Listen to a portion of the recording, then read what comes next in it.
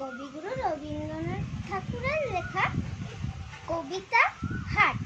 কুমোরপাড়া গরুর গাড়ি, বোঝাই করা কলসি হাড়ি।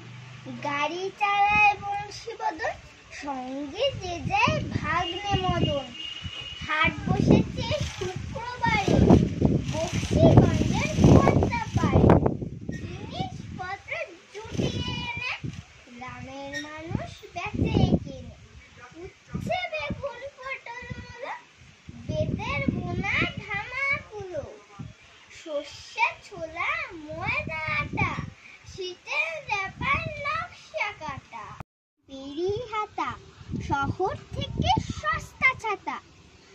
কলসি ভরা একবুড়ে, মাছি যত বেড়ায় উড়ে। ঘরে রাতে নৌকোবে, আনলো ঘাটে চাষি নেমে।